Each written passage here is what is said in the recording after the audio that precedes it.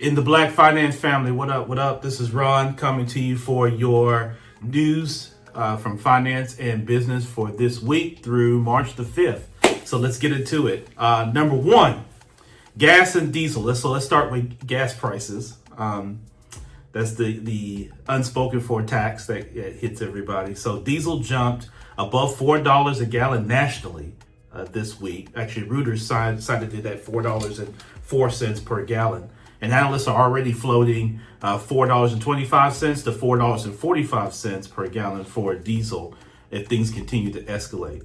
AAA data cited in local coverage shows regular gas is actually popping up quickly as well. The national average around $3.11. That's up 11 cents over this week. And so there's forecasts that suggest that regular gas could move to $3.25, even $3.50 per gallon nationally if oil continues to be impacted. So this could hit households, of course, with higher fill-ups, but bigger hit is prices creeping up at the grocery store and anywhere goods are shipped. So we already know that story very well coming out of 25.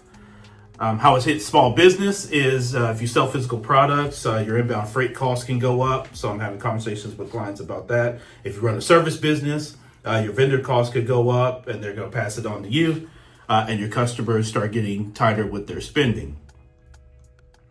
Number two, the Fed isn't cutting fast if energy stays hot. So markets have basically been saying this week that if energy pushes inflation back up, rate cuts will get harder. So Reuters reported traders trimming expectations with about 42 basis points of easing pricing by December of this year.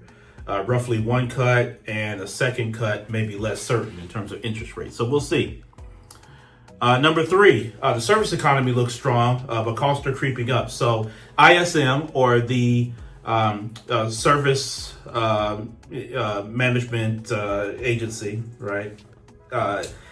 Numbers came in strong at 56.1, which signals demand is still moving.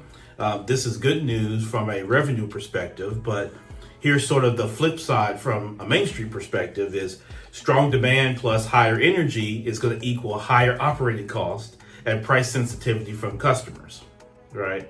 So your quick move if you're a small business owner is to invoice faster, shorten payment terms if you can, maybe even require deposits, and clean up your proof of performance, right? Your contracts, your invoices, bank statement consistency. All right, number four, mortgage rates. So this has been interesting. So mortgage rates have fallen under 6%. Freddie Mac showed the 30-year fixed average mortgage rate at 5.98% as of yesterday, with other consumer trackers are showing similar ranges here in early March. So if you're buying, rate pressure has eased some.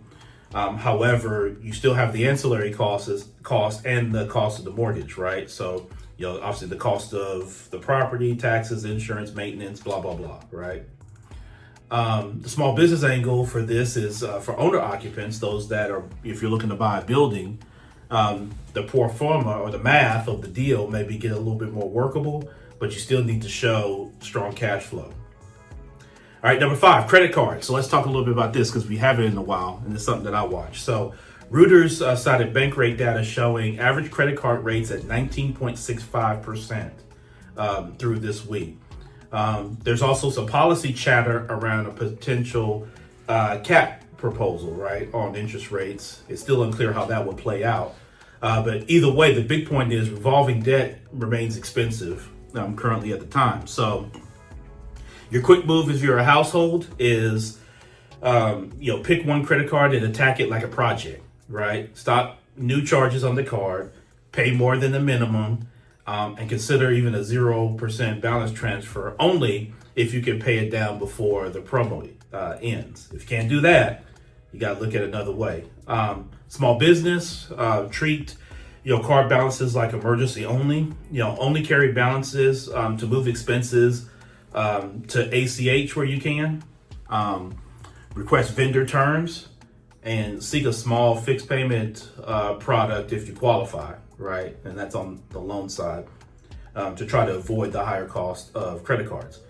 All right, and then last, number six, small business costs. So tariff and inflation pressure hasn't disappeared. So a Fed-related report covered again by Reuters highlighted that tariffs and inflation raised costs for small firms in 2025, especially in retail and manufacturing, and the pressure is still part of the landscape. So this isn't just one bad week.